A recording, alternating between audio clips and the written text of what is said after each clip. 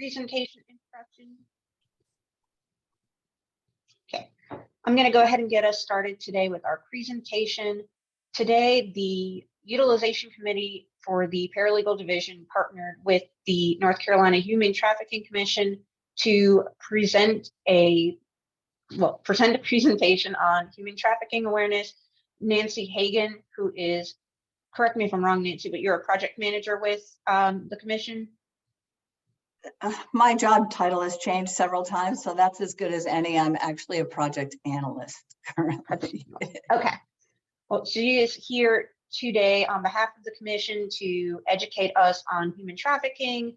And without further ado, I'm going to go ahead and pass this on to her so that she can begin that presentation. Thank you all for coming out today, and here we go. Well, thank you for inviting me today. I am glad to be here. I think that paralegals and the legal system obviously play a crucial role in addressing human trafficking in North Carolina and across the country. And this is, I believe, the first opportunity that the commission has had to engage with you all, and I'm really super excited to be here. A little bit about me.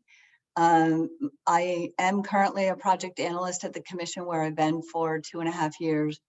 Prior to that, I was at UNC Chapel Hill, involved in a 5-year Children's Bureau grant, which was titled Project No Rest. And the design of that was to increase awareness and response to the human trafficking, in particular sex trafficking of minors who had been involved with the child welfare system at some point in their lives. And it was interesting that I came to that because before going to UNC, I was working in direct service for almost 20 years and largely working with folks who were recent arrivals in the area, either through immigration or migration within country. I am bilingual in Spanish and did a lot of outreach, advocacy, awareness with Spanish-speaking folks. And at the onset, in the early aughts, as they say, I didn't really have a vocabulary for human trafficking. I just thought people had terrible jobs, or they were being exploited. Perhaps they were involved in domestic violence. There's a lot of sexual assault, of course, as we know. And I think in some ways, my awareness has increased apace with that of the federal and state legislation. And that's something that we'll talk about today, the growing response in North Carolina and federally. Now, we're doing it this month in part because some of you may be aware that January annually is national, it's called Slavery and Human Trafficking Awareness Month. January 11th is National Human Trafficking Awareness Day. If you work downtown, you may have seen buildings that were highlighted in blue, because it seems that every movement has a color affiliated with it, and blue is the color that is often used to create awareness around human trafficking. So that's just a little aside there. But that's kind of where I come from, the labor trafficking piece, sex trafficking, and of a whole, they are both involved and comprise human trafficking. And why am I not advancing here? Here we go. The goals of this training will be, as I said, to provide an overview of the full panoply of human trafficking, particularly as it exists in North Carolina. I'll give you some resources at the end so that you can look up national trends as well as global issues. Particularly since the onset of COVID and the pandemic, there have been a plethora of myths and misconceptions around human trafficking. It's a phrase that I don't think inherently means a lot to a lot of people, and so we impose some of our own ideas. And that, in the last few years, has been a big focus of the work in the anti-human trafficking field, which is just addressing these myths and misconceptions. So bear with me, we will spend a little time on it. If I get dragged down, somebody send up a cue and we'll move ahead, but I do believe it's important. We're going to talk about the impacts of trauma on victims and survivors, especially as you may see that when they interact with you all. And I'm here to learn from you as well and bring back any insights, thoughts, suggestions, responses that you may have to the commission and to the other folks that work in this field, because we're all in this together, which is the main takeaway. And with that, I will try to leave you with some resources, including how to make reports as just a citizen and a resident, an adult in North Carolina and a mandatory reporter, and also how to seek support. So most of us are familiar. We've heard that term now. It seems to be a buzzword, human trafficking, human trafficking. Have you heard it? Feel free. I don't know. Can we unmute? Can people chime in? Or I'm not monitoring the chat, but is it possible to have people respond to these questions? What comes to mind when you hear the term? What have you heard? If folks want to put it in the chat, I can then read them aloud. I'm not sure if folks can individually unmute at this point. Okay. We'll just give it a second. If you don't see anything, cue me and I'll try to fill in. Yeah, if I see anything pop up, I will share. Okay. So I'll carry on then. I think I'm right here with this slide where prior to having an accurate conceptualization of human trafficking, I think most of my notions were formed by media, including social media, Hollywood, movies. Perhaps you've seen the film Taken with Liam Neeson, violent cells, exploitation cells. That's what human trafficking is all about, is making a profit by exploiting another human being, but it also sells in the media. And so we know that a lot of times, yes, as Joanna said, oftentimes it's portrayed on TV is brought into the country under false pretenses. We're going to get into the difference between smuggling and trafficking a little bit, and or lots of times I think it's depicted as kidnapping and violence at the outset. As we go through, we'll see that that is not necessarily the case. What it is, however, this is abbreviation of the federal law. So the federal law was first passed in 2000. It's called the TVPA, Trafficking Victims Protection Act, and it defines legal human trafficking, as using force, fraud, or coercion. You're going to hear me say these words over and over because they are essential to human trafficking.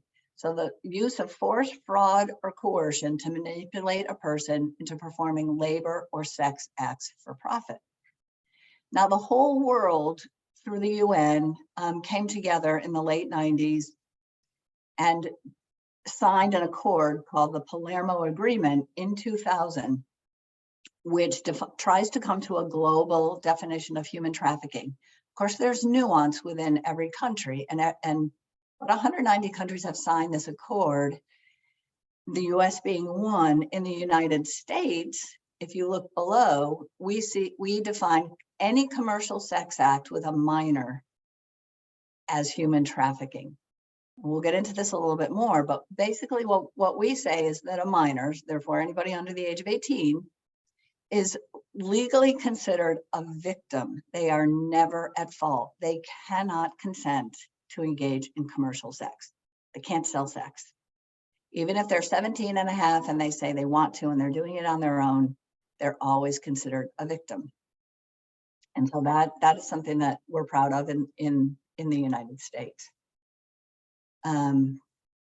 We do say, as resident, in spite of some degree of awareness of what human trafficking is and what the legislation is on the federal and global levels, lots of us, I'm guilty here, can say, or would like to congratulate themselves, pat themselves on the back and say, oh, I've not engaged in commercial sex, I've never purchased sex, I've never exploited a minor sexually.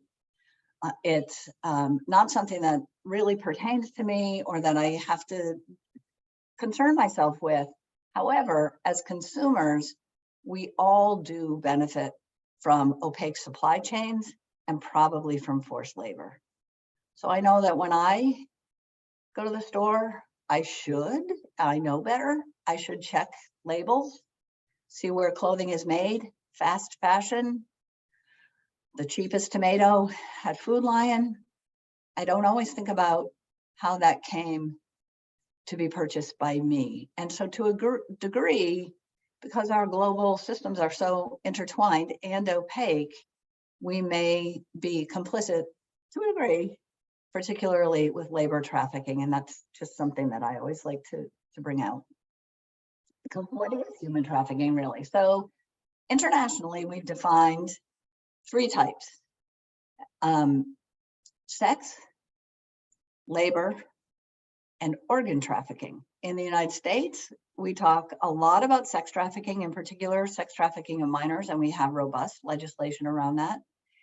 We also have legislation around labor trafficking, although here, the US is one of the countries that requires force, fraud, or coercion. Remember, I said I was going to use those words a lot, to be demonstrated even with minors who are induced to perform labor, perhaps against their will through force, or they're fraudulently recruited into a job or coerced into employment.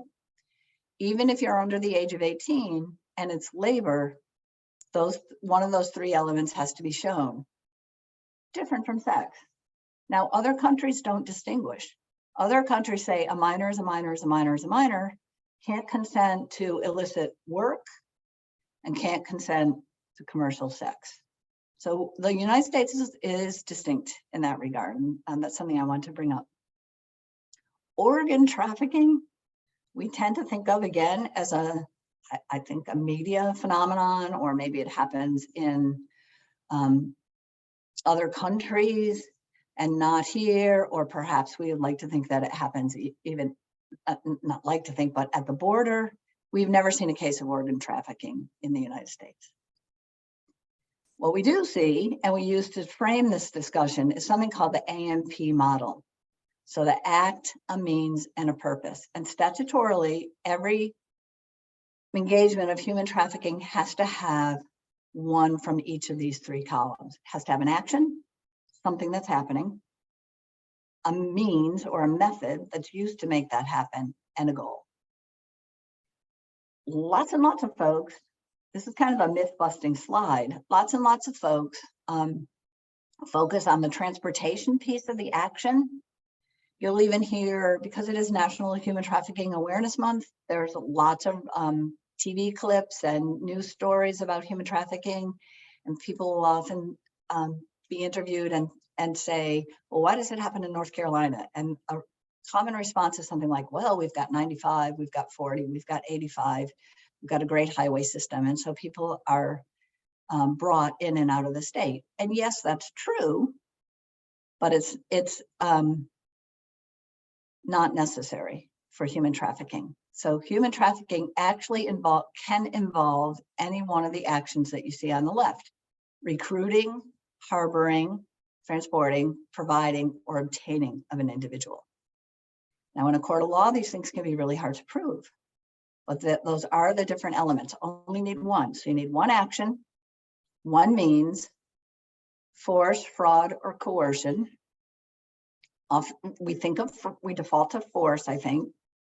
Guns to the head, people being shunted into white vans, children being plucked from the playground.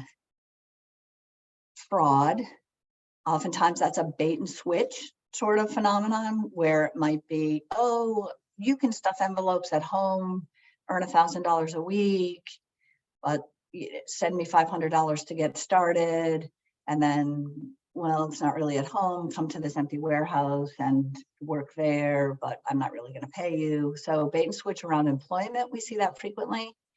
And then a lot of people refer to force, fraud, or confusion, because coercion is subtle, and coercion is exceedingly hard to prove, because the definition of coercion under the statute is what is coercive to me, and what is coercive to me may not be coercive to another person. And we will spend some time on what coercion can look like, because you will probably encounter it when you meet with clients who may or may not have been victimized or exploited in some way. So you've got the action, the means, and there has to be a goal. What's the goal? Well, the goal of the trafficker, the purpose is to make money, typically. It's the use of power and control over another sovereign, if you will, human being, and a human being who has agency and autonomy, and exploiting that agency and autonomy for their own purpose.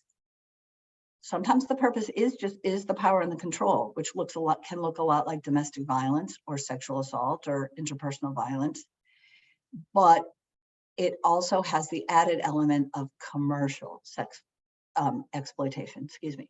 So there is a financial gain to be made.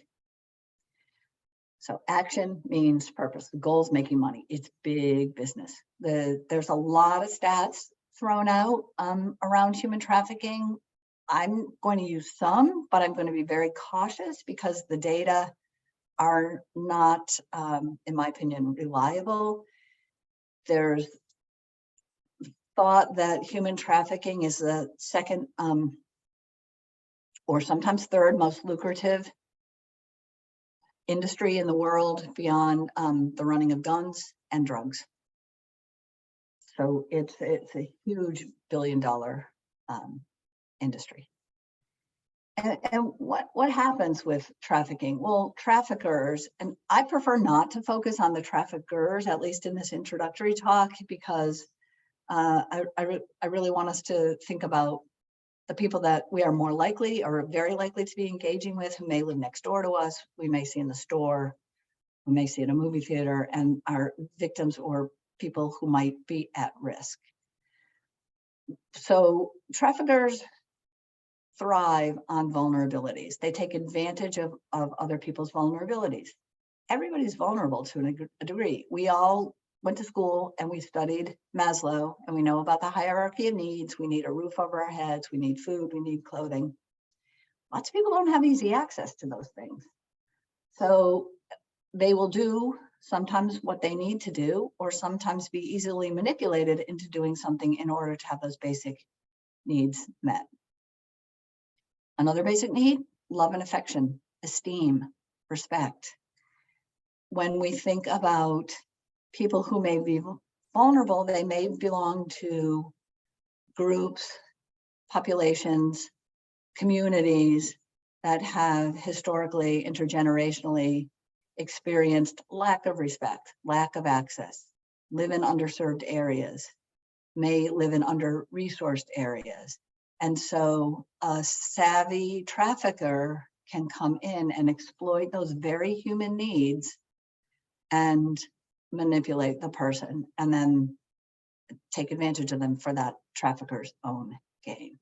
So in terms of specifics, what have we identified in North Carolina and nationally? Well, youth, because youth developmentally, we think about some of the vulnerabilities that I just mentioned, their identities are changing, their bodies are changing, their relationships to their family of origin or guardians is changing.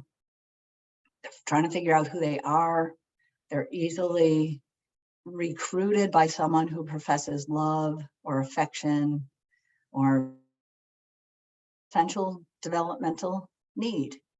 Now, children and youth that have run away have had access to foster care or have been involved in the child welfare system or are homeless are maybe probably children and youth who've already experienced trauma and are carrying that with them, and may have not a good awareness of how to read a situation. Children are learning that, and may have been taught, like such as with people with histories of trauma, that their body is a commodity, that they are a thing, that they have no worth. And if you learn that from a young age, it's very simple for another person to come in and take advantage of that construct. Similarly to people with family conflict or loss of social support. People with substance use disorder, we're seeing this a lot now in North Carolina, where traffickers may target folks who are either seen visibly, like at such places as rehab centers, or perhaps food pantries, or safe harm reduction sites where needle exchanges, or the ER, the jails. And sometimes traffickers introduce a substance to control a person, and sometimes they withdraw or withhold a substance in order to manipulate that person. What we're finding in the past couple of years with survivors of human trafficking in North Carolina is that they are needing comprehensive case management where the substance use and the trauma from the trafficking are addressed together. So they often go hand in hand. We see that with the opioid epidemic and the meth epidemics in the state. Now, we're a state where everybody wants to come to. Immigrants from other countries, as well as folks from within the United States. When you move, you lose your interpersonal social networks for the most part. Immigrants may or may not have documentation, legal status in the United States. They may not know language, the culture, what their rights are, and are particularly vulnerable to traffickers. Financial instability or loss of income. During COVID, we had a few instances in North Carolina that were reported, but we definitely heard from throughout the United States where landlords were exploiting typically women, but not only, folks who had lost their job or had new financial instability to pay their rent through the engagement in commercial sex. That was something that was really starting to trend during COVID. You know, we keep talking about a recession that's coming up, and that's in the back of my mind as a concern. What can we put into place to forestall some of that?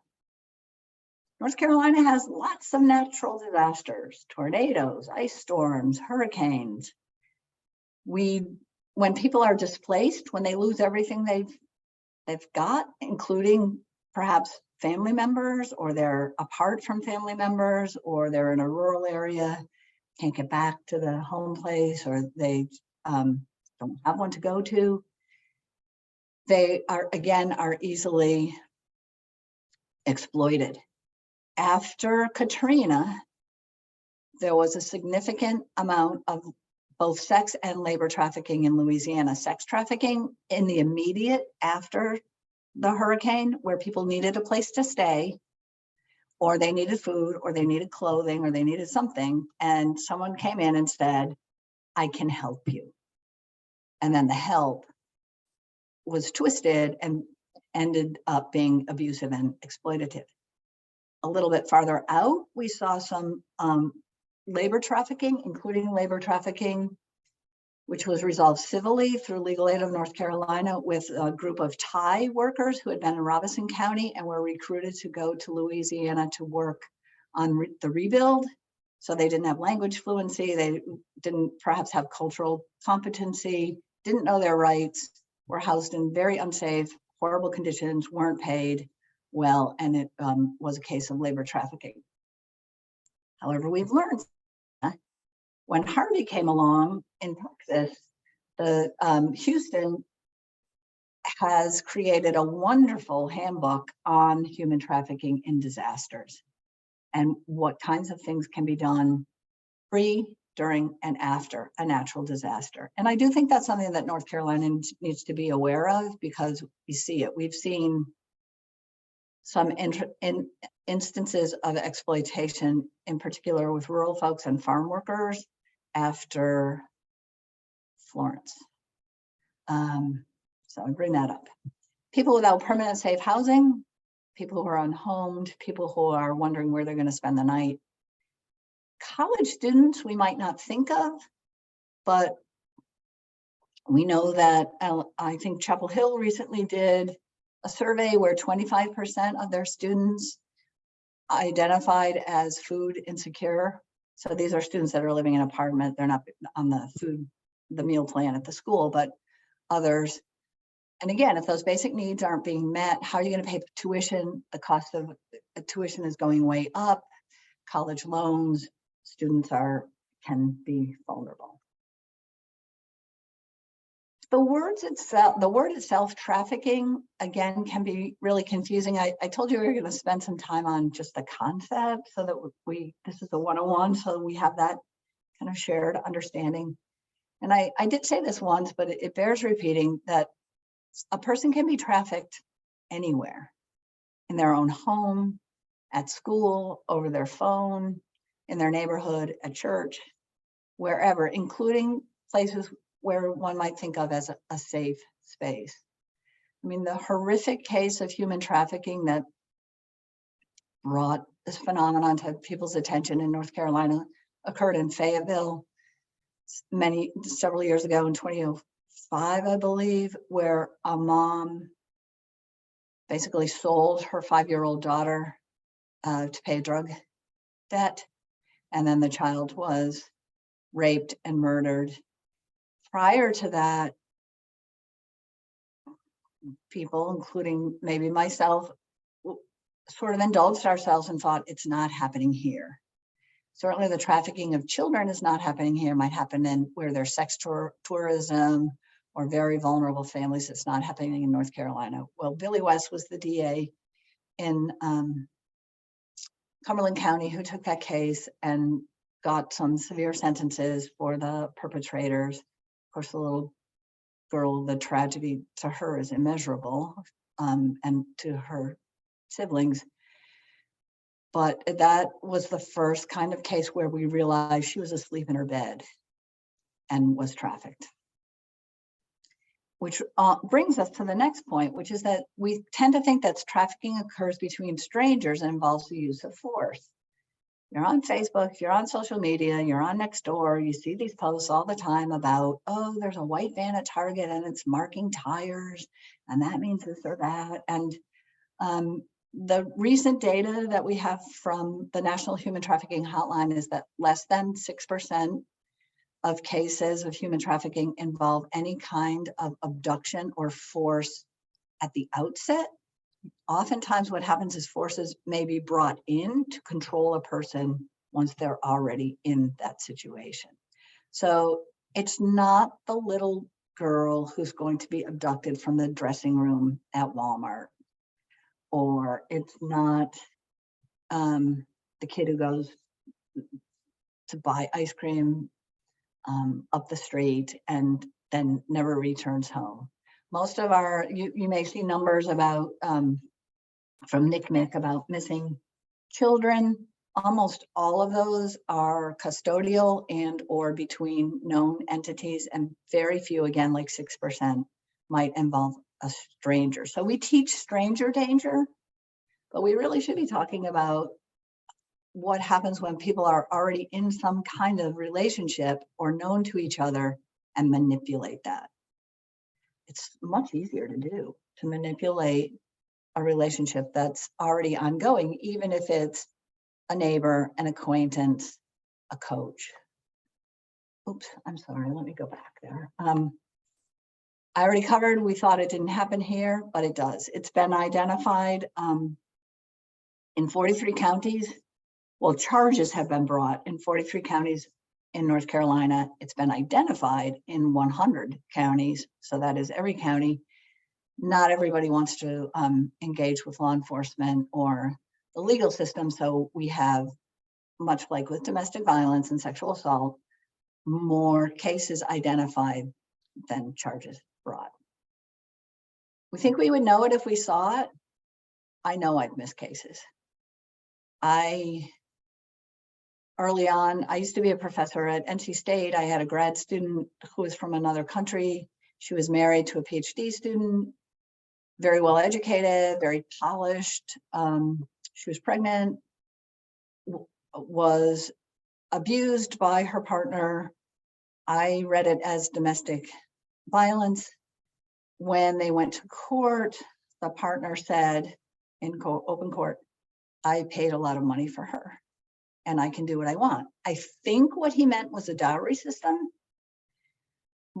but that was the construct.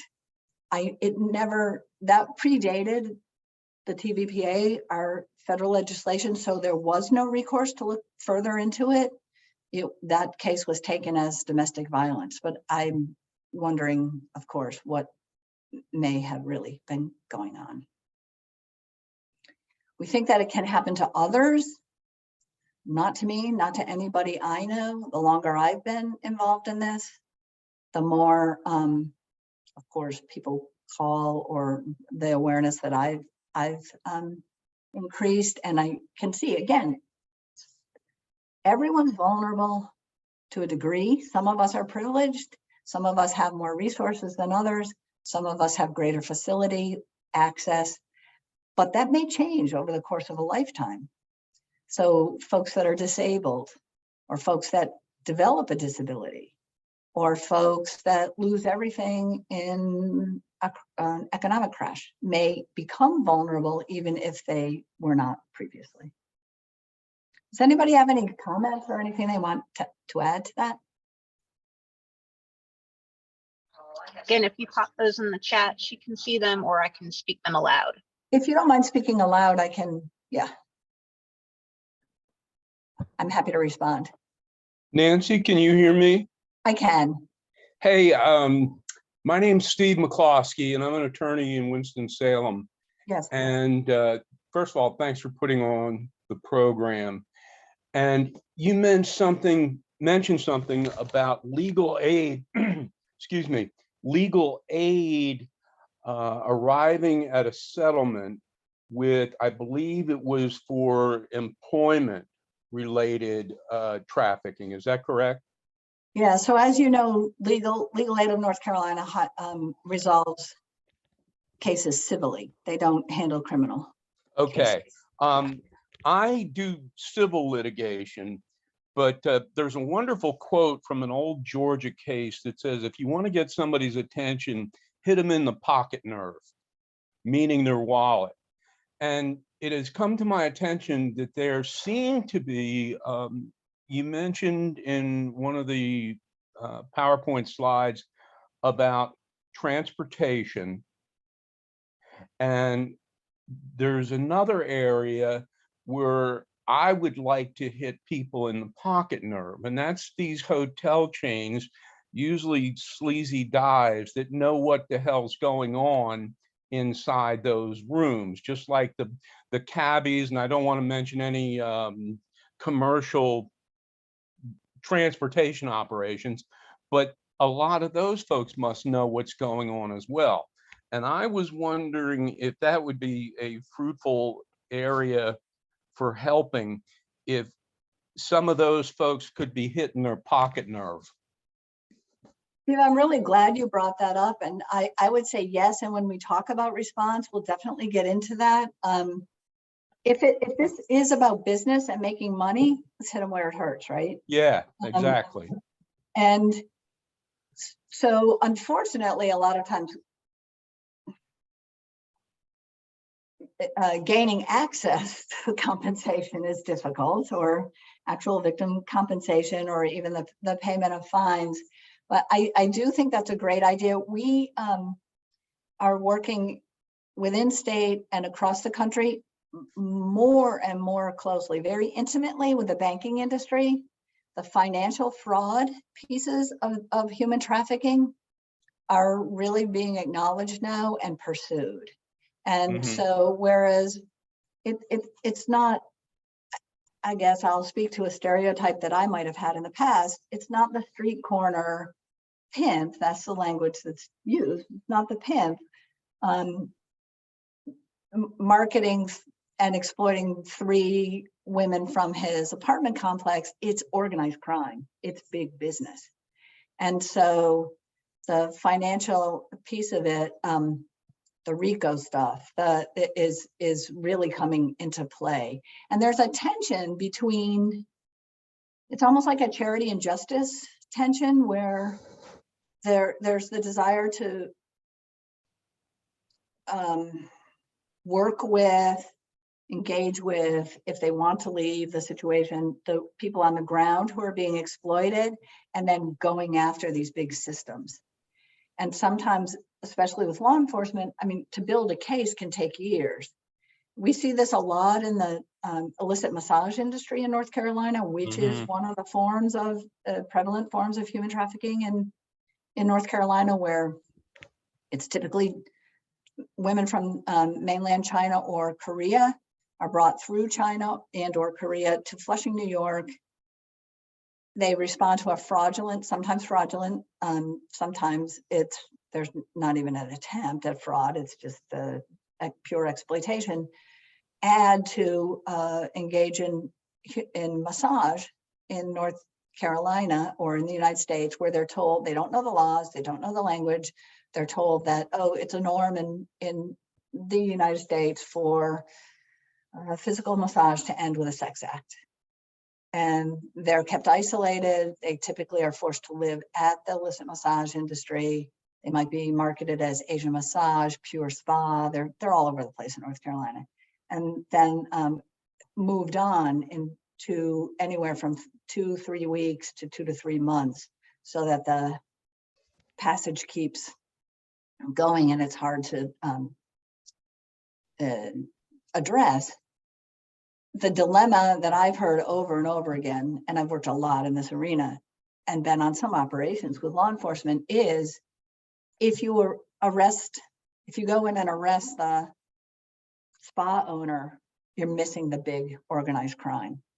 But if you don't go after the spa owner, and there's women who are being exploited daily, and I had one investigator say to me, Nancy, it's like, we tend to think, oh, illicit massage, oh, it's not that bad. He said, but if we framed it as rape 20 times a day, or sexual assault 20 times a day to a particular person, law enforcement would be all over it. But those cases are hard. Victims don't always want to disclose. And so if you arrest the locals, then the organized crime, the higher ups are warned. It's like whack-a-mole. They get up and go somewhere else. So you raise a really good point, and I think it's everything. It's civil litigation, it's criminal investigations, it's all of us together in this. As far as I'm sorry, I don't want to monopolize your time. Yeah, but, no. Are there organized transportation drivers, groups? There was a case from, I think, pardon? To interrupt? Yeah, yes, there are. No, I was going to say there was a case involving a 15-year-old down at I think it was a Houston Rockets game, or one of the NBA teams. She went to the bathroom, and this is kind of mysterious, but she ended up in one of these sleazy chain motels. And apparently there had been a lot of that going on at the motel, but also there was some reporting that the driver, the transporter, had done this regularly for this particular group that was pimping this girl. And so I don't know if you're familiar with that case, but that's what made me start thinking about hitting certain people or groups in the pocket nerve. Well, I will say that Truckers Against Trafficking was really the first industry to take this on. And you can look them up, TAT, Truckers Against Trafficking. They have a particular approach, but they do a lot of comprehensive work with their employees, everyone from custodians to ticket folks to drivers around trafficking. The airline industry has been great. Some hotel chains are more vibrantly addressing this than others, but yes, I do believe that there's a movement to, again, engage everybody. The feeling is we all have a role to play, and different industries are taking it on. When you mentioned Texas is doing a lot of work, and they in fact came and trained our state police with something called IPC, Interdiction for the Protection of Children. Our highway patrol are doing a lot of work around the highways and transportation centers. But if you Well, don't thank mind, you I'll so move on much. a little bit about that to the next one, and then we'll try to cover some of these responses as we go. Again, people think it's stranger danger. If you walk away with nothing else, it is rarely stranger danger. Children are not, especially little white girls with pretty ribbons in their hair, who may not belong to a particularly vulnerable community, are probably not being enticed by another white person with a lollipop into a car. Child sex trafficking more typically, and we will get into some data on this, happens through social media, like everything happens these days. So while we want our kids to be aware and to be cautious, it's a fine line about instilling fear in them. And it's just solid. It takes a village and being good parents, but most of us don't have to go to bed at night worrying that our child, if they're playing in the front yard, is going to get plucked. Obviously, it can happen, but it is easy to fall into stereotypes, and I want to bring this up as we see more multiracial, biracial families, mixed families. This did occur in 2021, where a mom was traveling with her children. Kids didn't physically all look alike. She was taken off the plane and accused of trafficking. We see it on Wayfair. You may have heard the myths about kids being trafficked in large armoires and pieces of furniture. Didn't happen. Nextdoor populates postings with the white van kind of mythology. Now, clearly, if you have the heebie-jeebies or your gut is telling you something, call local PD, the non-emergency line, and they can come in and check out what's going on. But the white van that was found last year in Fayetteville was a painter's van. And the thought is actually that the painters, it had ladders on the top. We've all seen them. It was a person of color who was in a neighborhood where the caller thought that person didn't belong, and they were driving slowly. The thought is that he was looking for an address. So we need to be alert, but not panic stricken, if that's helpful at all. Words do matter. These are some of the words that we hear when we talk about trafficking. These are some we use in North Carolina with the Human Trafficking Commission, others we don't. The rest of the world talks about modern day slavery. Most of us in the States don't, and that's because of our sordid history with chattel slavery, with transcontinental slavery. This is distinct. It's not state sanctioned, as was chattel slavery. It's not necessarily race-based. It's not typically transcontinental. So we use human trafficking. In we are the Human Trafficking Commission. That's the terminology we use.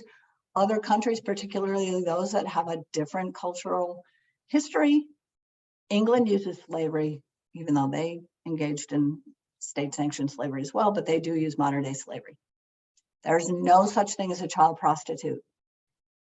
In 2021, there are still charges of child prostitution in North Carolina. A child, remember we said, they're always a victim. So it can't be a prostitute. When Jeff Epstein was charged, some of the press talked about underage women and child prostitutes. An underage woman is a kid, they're a child, they're a minor, they're protected by law. So once you learn these terms, you start seeing them in the media, and the media perpetuates myths. Now, survival sex is often voiced by survivors as something, I had to do it. I was couch surfing, and after 3 nights, the person said, hey, you want to continue to stay here? You owe me, and this is how you can pay. So that's survival sex. If it's a minor, it's still sex trafficking. Even if they agreed, it's still sex trafficking. They cannot choose. We use victim. You may as well, if the person is still engaged and currently being exploited, survivor, once they're out. But we use their language. So it's we try to be centered on the individual. And if they call themselves a survivor, that's what we use. If they call themselves a person with lived experience, that's what we use. If they say I was a victim, that's what we use. The Human Trafficking Commission does not really support a rescue mentality where people parachute in, pluck others out, and then leave. It's an instinct. It's a human instinct. I told you I've been on operations. It's all, when I'm there, I just want to grab the people and go, but it may or may not serve the best interest of that individual. And so oftentimes rescues are violent, and they can be fraught. It's not a word that we use. The same with escape, although sometimes survivors, people with lived experience will use these terms. And if they do, we go with it. I go with it. If they say when I was rescued or when I escaped, we center on their understanding. But the same thing, we want to stay away from a savior complex. We're all in this together and we have different roles to play, but at the end of the day, and at the beginning of the day, it's the individual who is in that situation. The idea is for them to rebuild their power and make their own decisions and have agency, not to be saved by another person. Another set of phrases that gets mixed up all the time, including by our politicians, especially at the national level, is smuggling and trafficking. Just go over this real quickly. They're different. Smuggling is a crime against a border or the state. It is transportation-based, requires a border crossing, and is voluntary. So two people agree. One agrees to lead someone, coyote in Spanish, across a national border. The other person pays a fee, and it's transactional, it's over. It's done when the location is arrived at. Trafficking is a crime against a person. Some people refer to it as a public health issue. I think it's a human rights issue because it takes away, it denigrates the right of a human being to have autonomy over their body and their self. It's exploitation-based, no borders required to be crossed, and it's involuntary.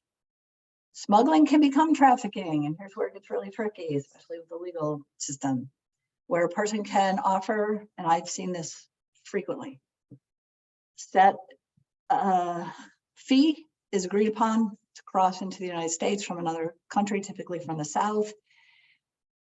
They get here, and the smuggler then becomes a trafficker who says, you slowed us down in the desert, you didn't know how to swim, we almost got caught, now you owe me. And the person who has already paid their agreed upon fee says, I have no more money. And the trafficker, who's now a trafficker, says, pay me this way. So pay me either through involuntary work and or sex, or sometimes it's extortion of relatives. Sometimes it's theft. So it's very nuanced. And both of these occur widely in the United States. Here's the statute from North Carolina, the primary statute. I won't read it. Like I said, I'm not a lawyer. I'll have some links that I'll share at the end. But I think the key pieces, which are probably going to be even more resonant to you than to me, are knowingly or in reckless disregard of the consequences of the action. So those two pieces, when we train law enforcement, those phrases are crucial. I'll move on from that one. We do define under state statute what coercion looks like.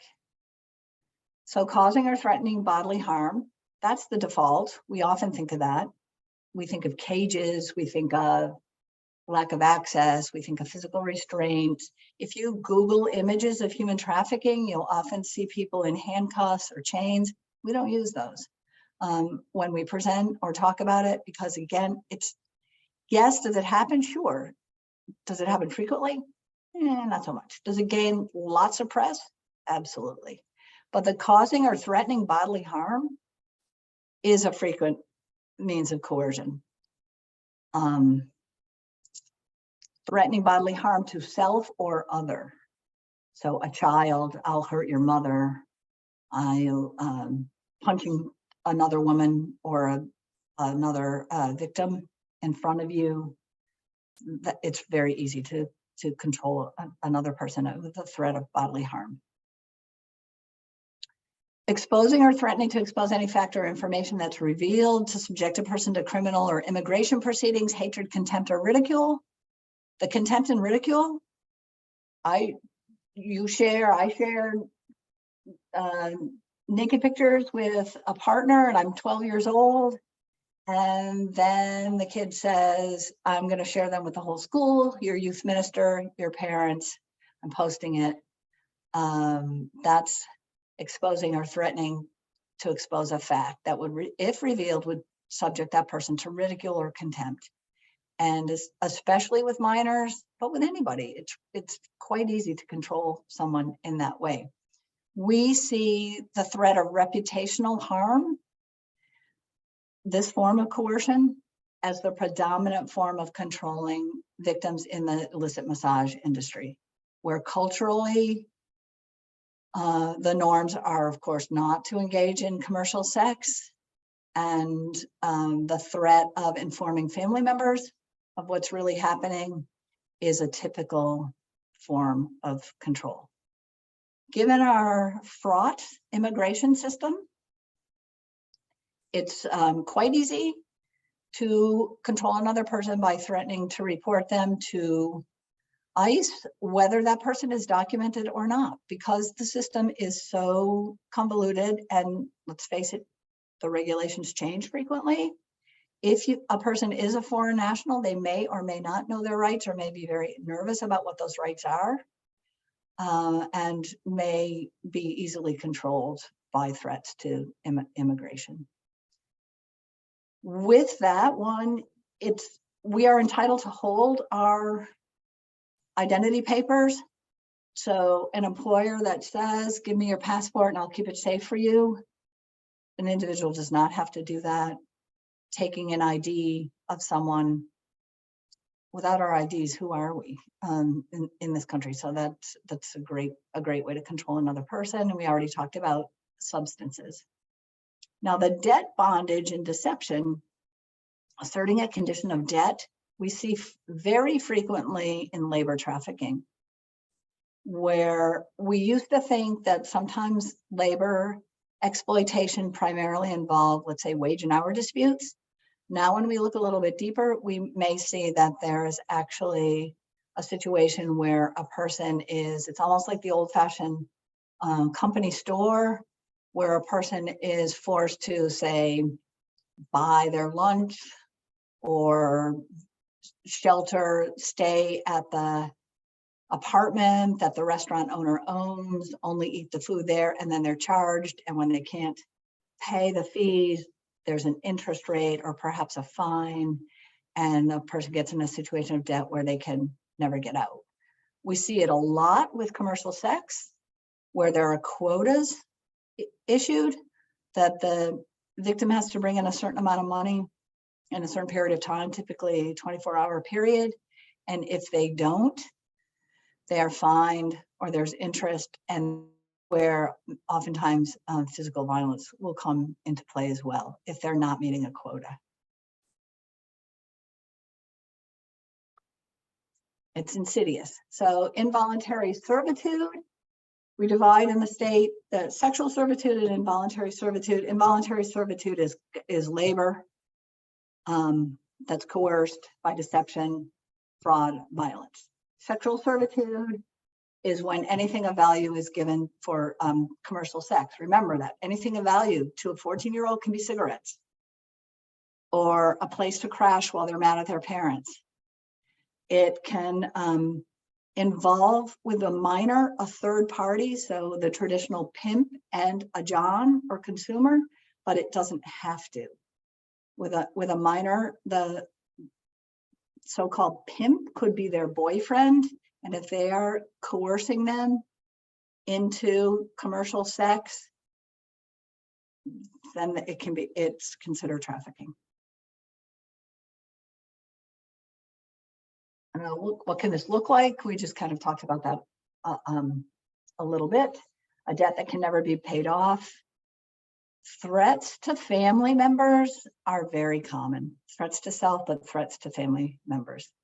I once was involved in a situation with a 17-year-old girl from Oaxaca in Mexico, and by the time I got her to a safe place, her traffickers, who are a married couple from her village, had already called the little store that was down the mountain from where she lived.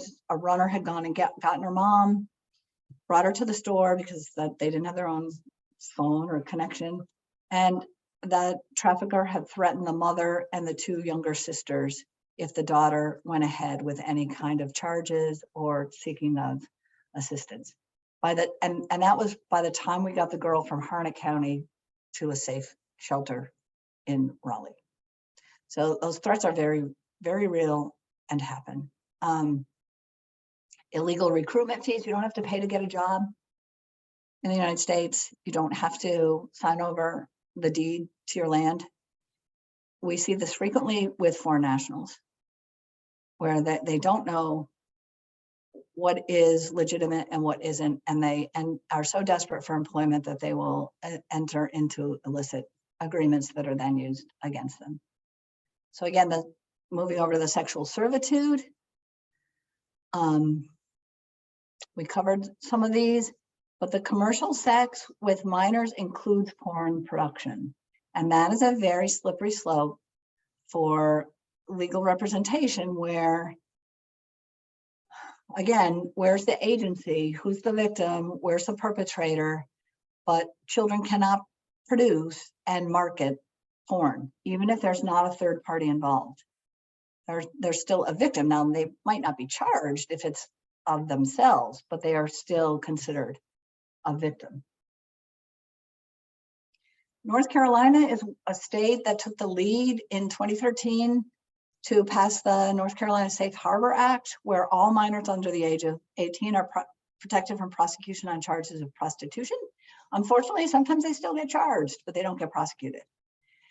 Consent of a minor, we've talked about this a lot, isn't a defense. This number 3 down on the left, mistake of age cannot be used as a defense. I gotta tell you, we hear that all the time. She told me she was 21. Well, we're not from the same ethnic group and she looked like an adult. Well, you know, I just figured we were the same age. It is not a defense. Prostitution offenses can be erased from a victim's record because they're a victim. So we are grateful in North Carolina to have Safe Harbor. We are not grateful, but maybe we are, to be consistently ranked within the top 10 states in calls to the National Human Trafficking Hotline. So the National Human Trafficking Hotline is federally mandated through the TVPA. It's staffed by an organization called the Polaris Project. So you'll hear me use those two things interchangeably. But there's no mandate to report to the hotline, either by service providers, victims, survivors, anybody. So the data are useful, but not comprehensive. However, the data annually is compiled, and one of the things that the Human Trafficking Hotline does is produces a heat map that shows prevalence according to their calls across the country. And North Carolina is pretty consistently ranked in the top 10. This year we're 12, I believe. Well, this year being 2021, which is the last year for which we have data. But you can see the coasts are population centers, and we are, we like to think that we're doing a good job creating awareness, and so that people are calling the hotline, And so it's as much an indicator of response as it is prevalence, but we don't really know. So I just told you that Polaris gathers data annually. They just released their 2021 data. Now this is national aggregate data. They found that of the types of exploitation reported for calendar year 2021, 10% of their calls were about escort services, 8 porn, and 8 illicit massage, health, and beauty.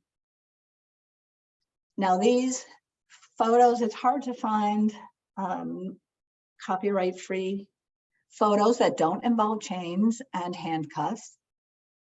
To me, these photos are a little bit disingenuous because like the woman on the lower left is sort of like a pretty woman photo. We, I think, tend perhaps as a culture to glamorize escort services and think of high-end escort services, white women with Richard Gere in Manhattan.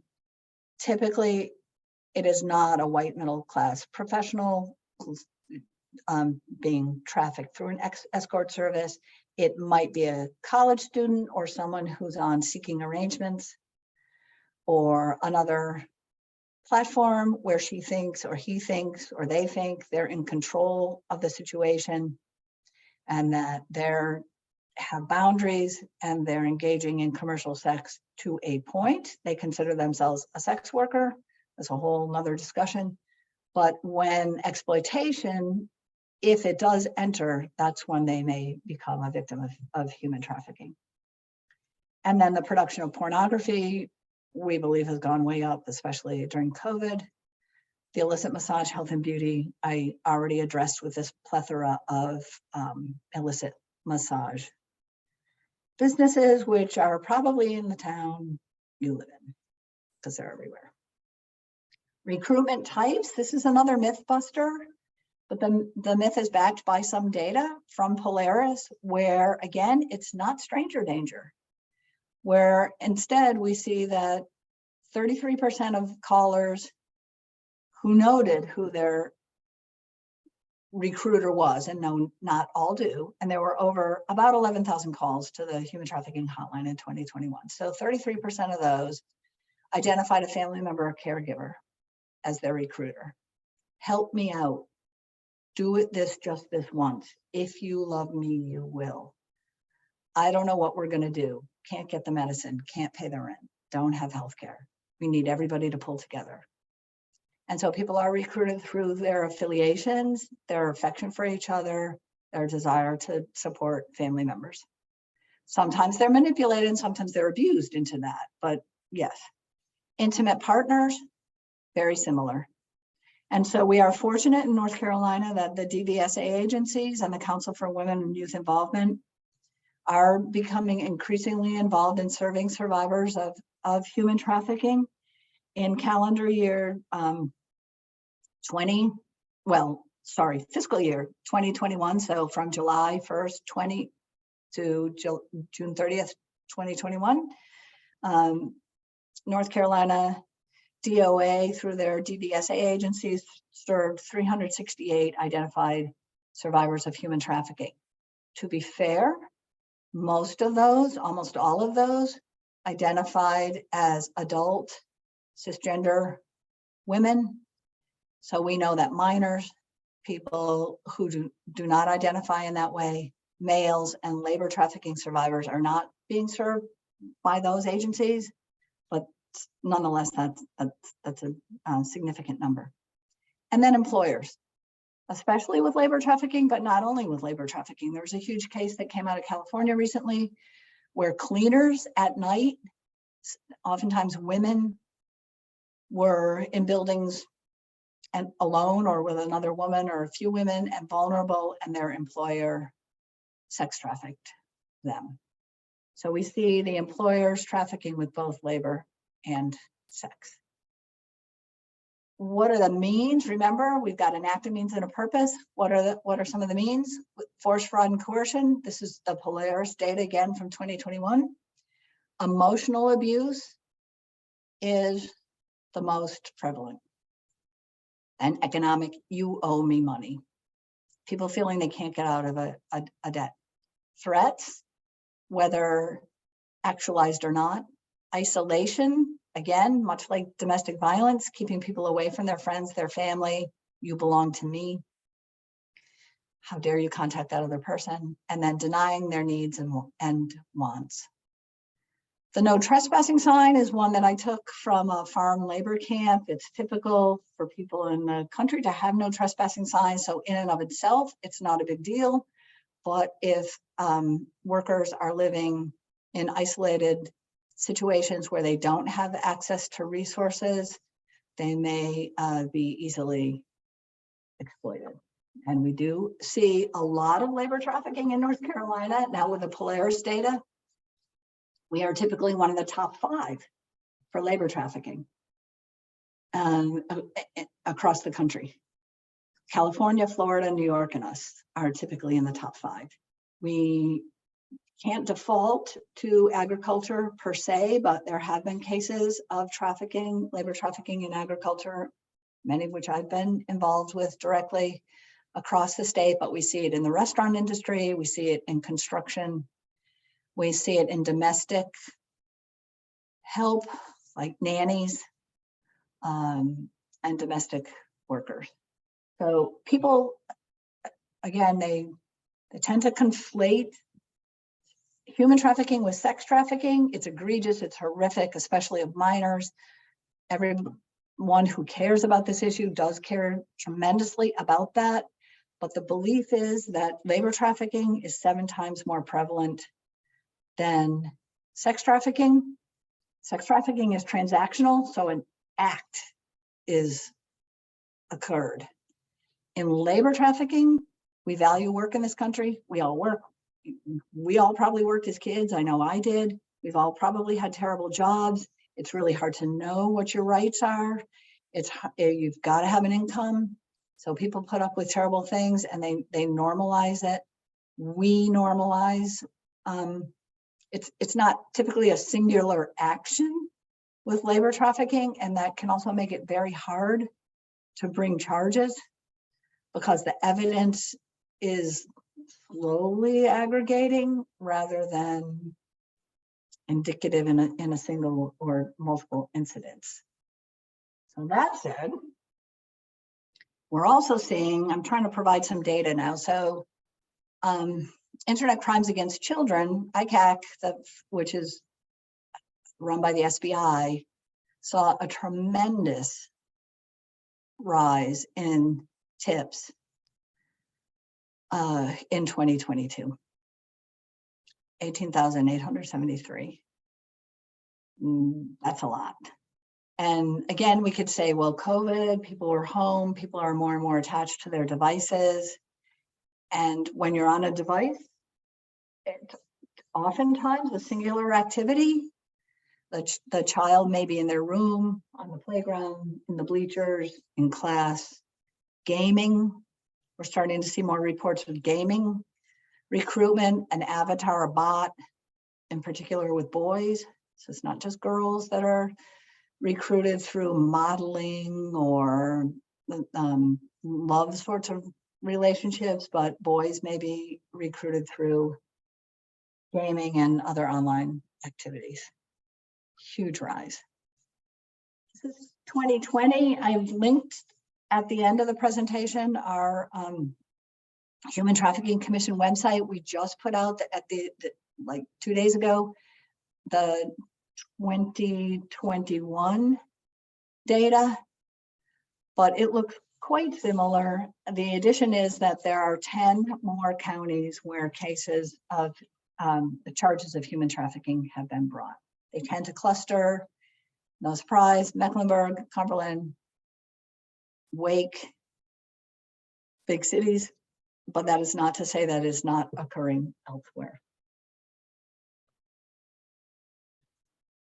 In 2020, the data are slow to trickle in, and so I do apologize if I'm skipping around from 2021 to 2020. We're taking it as we get. We published this in 2021. We're still working on the 2022 data, but you can see that of reported cases in North Carolina in 2020, most of the reports are about sex trafficking. And again, I think there are many reasons for that. It's egregious. We may be more aware of it. It may be more readily identifiable than labor. And so what's it like for a victim or a survivor that you might encounter? If you, again, you're taking depositions, you're listening to narratives. With anyone who's been traumatized, their story, their sequencing, their memory may not be fluid, and it's probably not linear. So in terms of presenting for a case in a court of law, we hear from law enforcement all the time that how hard it is to work with victims and survivors, because their stories often don't make sense in a linear sort of fashion. It's more like this. And it is probably informed by one or more of these sorts of trauma responses. Trauma is another buzzword these days. A paper cut is not traumatic, in my opinion, but human trafficking invariably is. People who've been exploited and either for sex or labor against their own will for someone else's profit have experienced, by definition, trauma. And they may respond in one or more or multiple ways at any given time. And this can be really, really hard then to engage with victims. Victims typically don't disclose.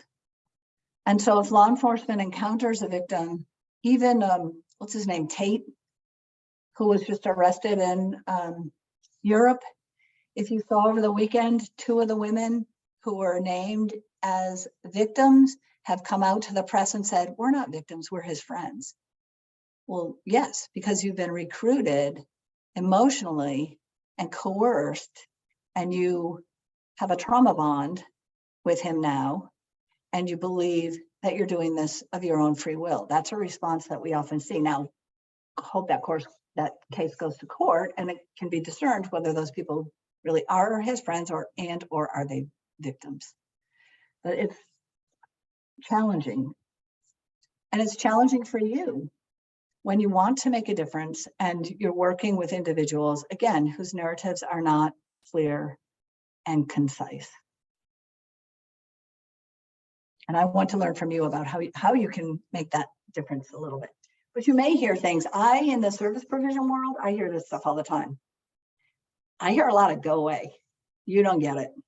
You have no idea what I've gone through. Why should I trust you? You're not from my culture. You don't look like me. It's none of your business. The system has failed me a million times. I've been arrested 6 times. And people close down. So we do hear these sorts of things frequently, and it's maybe magnified with adolescents and children who developmentally are already pushing back against some of those parameters. So these indicators or those statements don't mean that trafficking hasn't occurred, but it certainly can make it harder to discern. These are some of the things that we might be able to look at. Unexplained injuries, scars, disabilities, missing appointments, not showing up in court, not staying with the diversion program. Cumberland County has something called Worth Court, which is a diversion program for women who've been arrested for prostitution, but then are determined or thought to be victims. And if they stay with the program, their charges can be dropped and or expunged. It's really hard to do that. It's a wraparound kind of program. It's Worth, W-O-R-T-H, all caps, it's an acronym. I encourage you to look that up because it is a fairly successful model. It can be exceedingly frustrating to work with victims and survivors. Again, because of the trauma that they've gone through, and many of them have been experienced a history that's quite charged with systems that, quote, are supposed to help them, including healthcare, counselors, SUD, substance use disorder folks, the legal system. We have our work cut out for us, but one thing that we can do, you already talk about this? You probably do, is engage in motivational interviewing, which is not so much like, you know, bringing someone into a room and going down a litany of questions, but rather engaging with them. Takes time. We don't always have the time, but to be centered on their experience. So victim-centered, trauma-informed, 2 more buzzwords that are tossed out all the time, but really sitting with that individual and listening to their rendition, the meaning that they've made of their experience, their history, the course of what has happened to them, to try to be culturally humble, which is not to presume that I know what another person has gone through or that I understand, but really to attend to them. It acknowledges nonlinear thinking and narrative, and it's really hard to do because we want to get the facts. We have a limited amount of time. We need to present a case, and survivors ramble. They're all over the place, and it can be very challenging. So this is aspirational for myself included. I know that I don't always do the best, but I keep trying. If you suspect human trafficking, the National Human Trafficking Hotline is this, 888-3737-888. There, you can text. You probably do know that we're all mandatory reporters in North Carolina for minors who are abused, neglected, or dependent. The Human Trafficking Commission is coming out with a new desk guide and toolkit around mandatory reporting, who is exempt, who is not, who's privileged, who's not, what steps to take, to whom one should report. And it's a phenomenal attorney from UNC School of Government is just finishing up on that, Sarah DePasquale. It should be published by the end of January, and I can send it to you all so that you'll have that desk reference. What that means, of course, is that if you're at the grocery store or a neighbor confides in you, or you see something that's not covered by privilege, you do have to report. And you have to report to child welfare and law enforcement. And in addition, it's helpful to report to the National Human Trafficking Hotline, but not mandatory. They take calls and route them back. They do a motivational interview screening with a caller that can be anonymous. It can be a victim, it can be a survivor, it can be just a concerned citizen. They do a screening. If there's a suspected case of trafficking, they route it back to the Human Trafficking Commission in North Carolina and then to local providers, including the SBI has jurisdiction over the entire state. And in the last biennium, budget was appropriated funding for 8 officers who are dedicated officers to human trafficking. I believe 4 have been hired thus far. So we're building our capacity in around service provision and interdiction of trafficking. This is one of our posters. In 2017, the legislature mandated posting these signs anywhere. You can see above, not in ABCs. The ABC lobby was powerful, and we wanted to get these posters and set in liquor places where liquor is sold, but it is not. There is no mandate that says where this has to be posted. So typically it's like in an employee hallway or even outside the bathrooms. It's supposed to be posted in a place where the general public can see. It exists in multiple languages, and on our website you can either download those in other languages and or request hard copies from us, which we're happy to share. So number 1, my rule of thumb is to, I try to not do additional harm, pay attention to details, and then always, if it's imminent danger, call 911. Law enforcement, both local department, the SBI, marshals, and the feds are becoming more and more and more adept at addressing human trafficking, and rather than blaming the victim or arresting the victim, are building, like all of us, a victim responsive perspective. These are some of the websites that I encourage you to seek out. The Polaris Project, again, they're the folks who staff the National Human Trafficking Hotline. They collect data, they issue reports. They've identified a number of over 20 industries in which trafficking takes place. They've identified them through the calls to their hotline, and they all look different. So the escort services look a lot different from hair braiding, for instance, or from forestry. And you can go on and see their data and information around each of those arenas. So if you work with clients from a particular arena, you might want to take a peek at that. The North Carolina Human Trafficking Commission, for which I work, has a website with countless links to direct service providers across the state. Gotta be honest, it's currently being updated. It was last updated early pandemic. And so there's been a lot of turnover in the field. This is hard work, and funding has been somewhat erratic from the federal level. So there is a directory in place with resources available, but there's a caveat with that, which is that it's in flux at this point. SpeakUpNC.org is a public awareness campaign that we did at the commission a couple years ago. It includes embedded videos, focuses on various types of trafficking, was written and informed by folks from within the state with lived experience. So we at the commission try to center, build all our work from a survivor perspective and really have center survivors. We walk the walk, in other words. The UNC School of Government has phenomenal bulletins and documents and articles around trafficking. That's their website. I highly encourage you to go there. And then Shared Hope International issues a letter grade annually for every state in the country around their response to human trafficking. If you look up North Carolina, we're getting lots of calls because we got an F last year, along with almost every other state in the union. We were doing great. We were almost at it. We were at an A-, I believe, a few years ago, and then Shared Hope International changed their criteria and everybody fell off the cliff.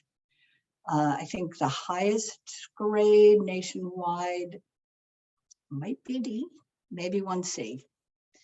So Shared Hope International focuses solely on the sex trafficking of minors, and their data and reports are limited to that. They do great work and they get a lot of attention, but I'm speaking my truth, which is that we are not F level. We are building our response across the state, and we're doing good work to address and respond to human trafficking, and more than anything, serve victims and survivors. So I do think we have some time for some questions if anybody has some. And again, if you could help me either put them in the chat, or if it's able to unmute folks now, that would work as well. Yeah, so we'll open the floor. If anyone has any questions, you can go ahead and unmute, or you can pop them in the chat and I can read them out.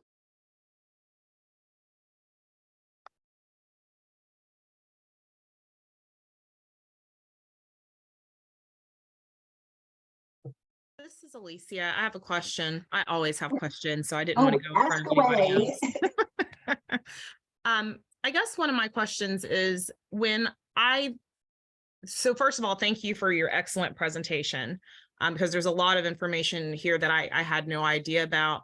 One of my questions is there any practical way, is the only option here to assist with the fight against human trafficking? Is it all kind of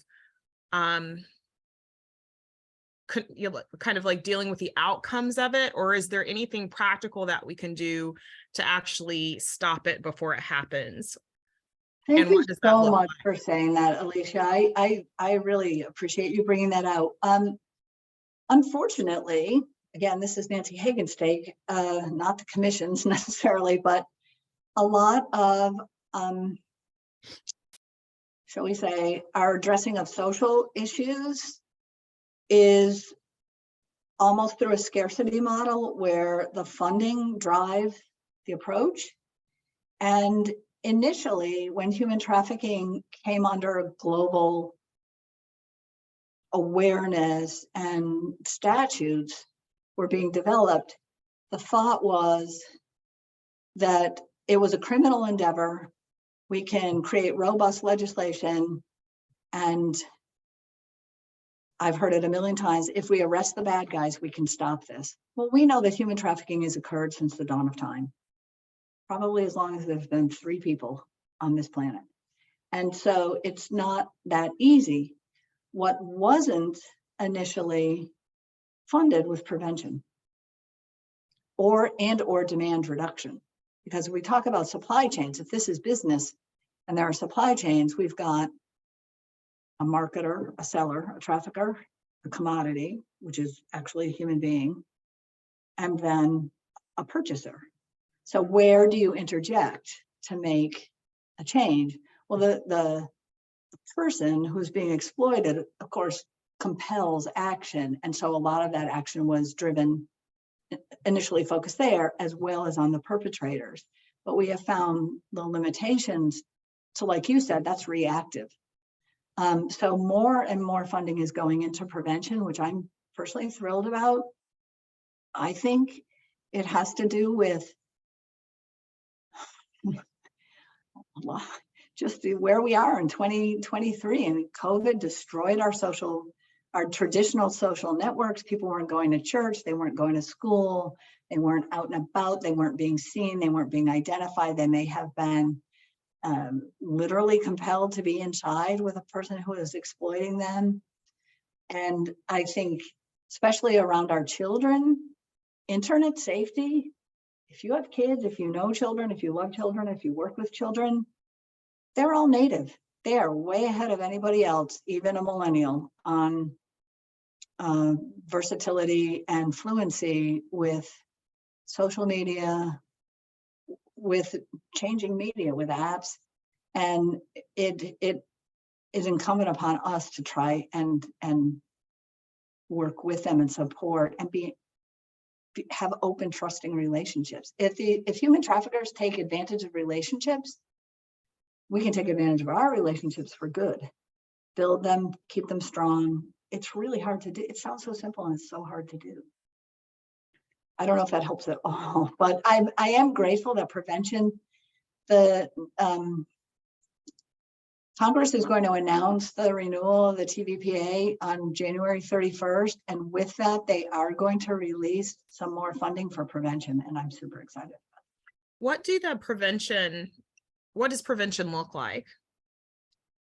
It can look like all sorts of things where, again, if we think of traffickers exploiting vulnerabilities, well, addressing some of those vulnerabilities, like even if it's food insufficiency or lack of childcare, affordable childcare after school, or into social media training for parents and adults, or extracurriculars, or immigration reform.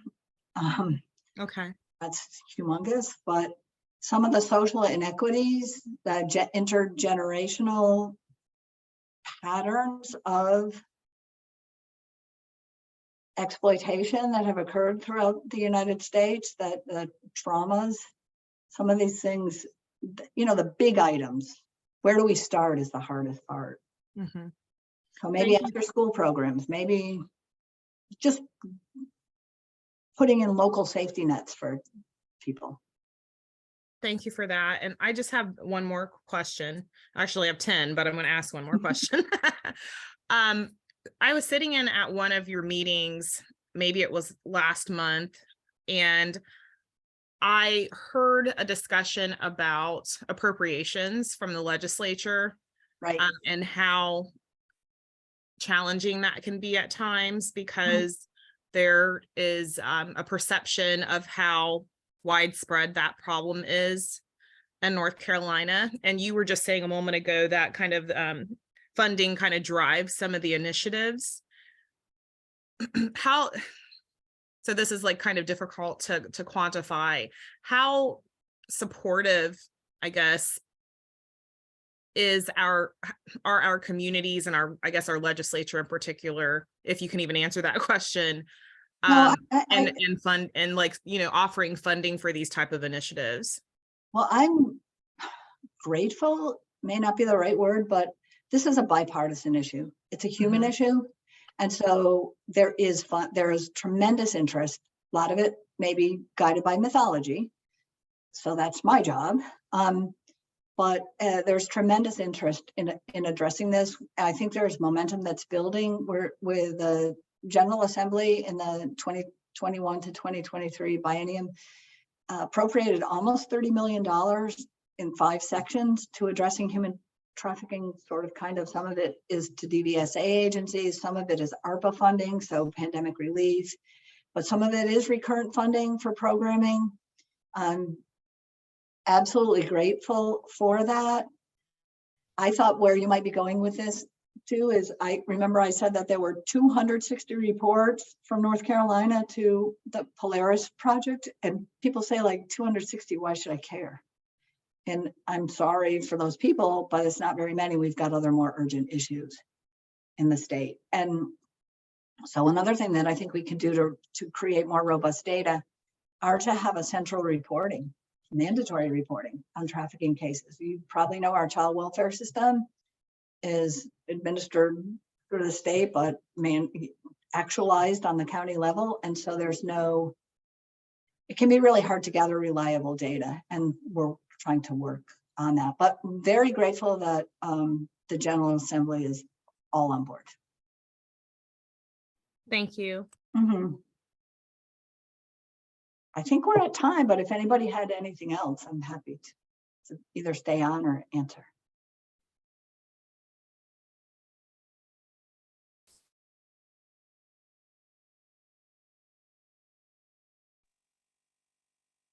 All right, last call for questions, if anyone has them. Nancy, did you say that the PowerPoints can be downloaded? And what is the link? And thanks again for your presentation and Sure. all that your team does. Yes, means you have the answer to that. I sent a PDF, and Yeah. I'm fine with sharing that. And I know we recorded. So we did record, and we'll circulate the recording. I think it's usually within a day, but LaSara can correct me if I'm wrong on that. And we can circulate the materials that were included today as well. So we can send out that PDF as well for anyone who wants it. Okay, thank you. And do go to our Trafficking Commission website, where we have a resource and materials link. It's a bit cumbersome, but there are drop-down menus, and you can link on a number of materials, and we're, again, happy to share those either in hard copy or you can print them yourselves. All right, well, Nancy, thank you again for all of your time today and educating us on such an important issue. We really appreciate it, and we're glad that, during the month of January for Human Trafficking Month, that we could raise awareness to it and that you could be here today. So yeah, from the division and the bar as a whole, thank you very much for your time. Thank you very much. I do appreciate it. Take care now.